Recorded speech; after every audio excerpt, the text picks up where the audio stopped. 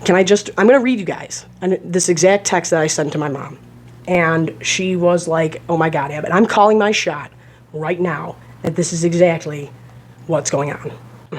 The polar bear is a literal god guardian spirit, and it's trying to protect the ones that it needs, and it shows itself to the ones it needs to stop the desecration. They're poisoning the water. None of the mine workers drink water. They only drink beer. I think the boyfriend is shifty. He keeps trying to give Navarro that home brew. I think that meth and LSD from season 1 is involved with that. The darker the orange, the higher up in the cult they are, or whatever it is. The brighter the blue, the more innocent and closer to spirituality they are. The darker the blue, the closer they are to the borderline of the situation. They may know or think they know what's going on, but aren't participating fully in the cult or the poisoning, but they know something's wrong. I think they have these native kids getting indoctrinated early. Then they start to drink this water, or one person is chosen to. That's why they're writing all over the walls, and it's all crazy. That's why they're losing it. But I feel like they're making the native ones believe this is a creature of their culture, and that they are being sacrificed in a noble way to it.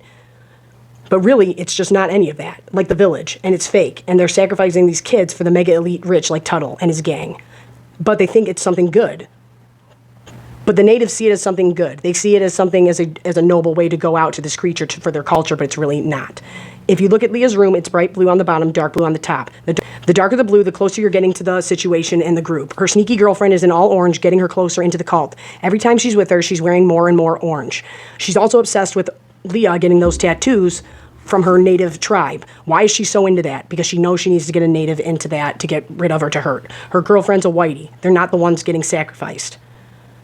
And that's also why the dad beats up Pete and is mean to him. The truth is he's trying to protect him and telling him to keep his nose out of everything because he knows it's something. But it's not their kids that get affected. They just have to keep it moving. I think it happens every time the sun's down for that amount of time a year. He's trying to protect Pete, though. He's like, stop. I know what's going on here. Well, I might not know, but I know you'll be okay. You'll be safe as long as we keep our noses out of it.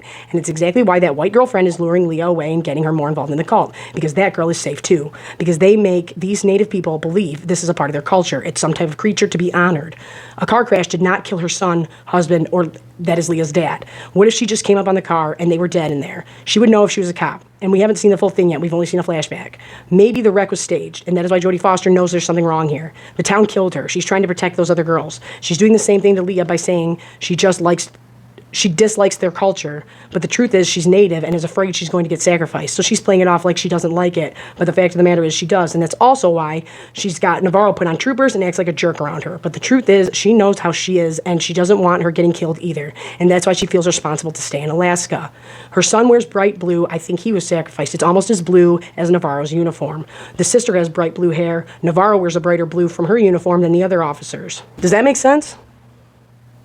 So these mega rich people are targeting natives, indoctrinating the kids early,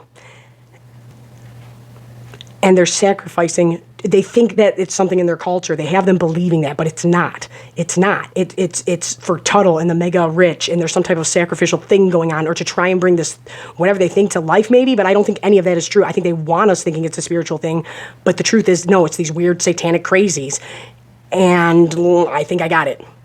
I don't know why certain things are cutting out, but they are. But I think the closer, it's almost like the Dark Tower, where the kids who shine, the Losers Club, Danny Torrance, like characters like that are targeted because they oppose and they're a threat to the Crimson King, or they give more power to him. So just like that, I think they do target natives, but they also target those who they think are the closest spiritually, or to the spiritual realm, or to this shit that Mary's talking about, where Ennis is a thin place, and I'm like, oh, the brighter the blue, the closer you are to that. And the Irish guy, like I said, so I think they're chosen based on that. I think I'm pretty close, at least, right?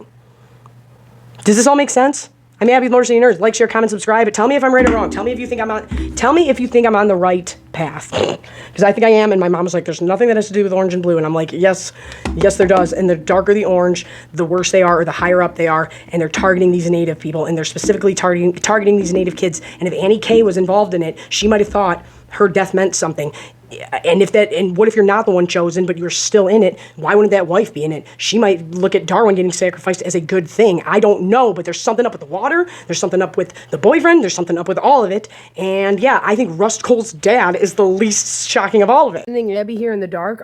What I meant and then I left out is that, doesn't the Fountain of Youth kind of sound like something that rich people would really, really want, a rich elite would really, really want.